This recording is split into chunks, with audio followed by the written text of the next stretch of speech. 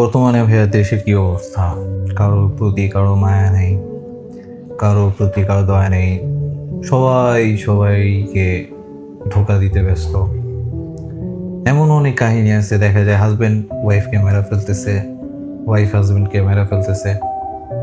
তো মনে হয় না আসলে এই যুগে ভালোবাসা, দয়া, মানুষের প্রতি মমতা এগুলার বাইচান্স মনে হয় না আর এগুলো এক্সিস্ট করে। আপনার কি মনে হয়? আমার মনে হয় আছে। কারণ 2024 সালের একটা ঘটনা দিয়ে শুরু করি। সৌদি দম্পতি তারা থাইল্যান্ডে গিয়েছিলেন, পাতায়া বিচে গেছিল। তো ওখানে যাওয়ার পর ওয়াইফের বায়না ছিল যে তারা জেট স্কিতে উঠবে। জেটস্কি? হ্যাঁ, উঠবে। তো উঠছে আর কি। উঠে তো এখন তারা সমুদ্রের মধ্যে যাবে, ঘুরবে, তাদের এটা স্বপ্ন। তো কপাল খারাপ হলে যা হয়, সমুদ্রের মধ্যে অর্ধেক যাওয়ার পর জেট স্কিটা নষ্ট হয়ে গেছে। তো হাজবেন্ড একটু দেখলো যে ইঞ্জিন চেক করে যে ভালো হয় কিনা। তো ওটা করতে গিয়ে একপাশে ওজন বেশি হওয়াতে পড়ে গেছে, মানে উল্টে গেছে। জেটস্কি সমুদ্রের মাঝখানে উল্টে গেছে? হ্যাঁ, একদম উল্টে গেছে। তো উল্টে যাওয়ার পরে একটা বিপদে পড়ে গেছে তারা। তো এখন কি করবে?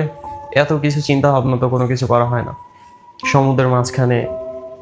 তো এখন তার ওয়াইফকে সে একটা নিরাপদ স্থানে রেখে আসলো, যে কোথায় রাখা যায়। ওখানে সমুদ্রের মাঝখানে কই নিরাপদ স্থান রাখবে, কোনোভাবে ভাষায় রেখে আসছে।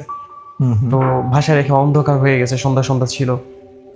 তো পরে ওই আব্দুল রহমান মাহাদি, 26 বছর এক যুবক, সে তার ওয়াইফকে ওখানে রেখে সে 4-5 ঘন্টা সাঁতার কেটে তীরে আসছে।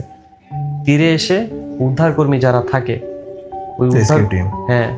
ওই উদ্ধারকর্মী নিয়ে গিয়ে তার ওয়াইফকে আরো 3 ঘন্টা খুঁজে জীবিত উদ্ধার করে নিয়ে আসছে। মানে এখানে বুঝতে পারছো কি পরিমাণ ভালোবাসা, কি পরিমাণ মানুষের প্রতি টান থাকলে তার ওয়াইফের প্রতি সে 5টা ঘন্টায় অন্ধকার, এই ঢেউ, এত কিছু পরোয়া না করে সে তার ওয়াইফকে আবার রিসিভ করতে গেছে এই সমুদ্র সাঁতার কেটে এসে উদ্ধারকর্মী নিয়ে।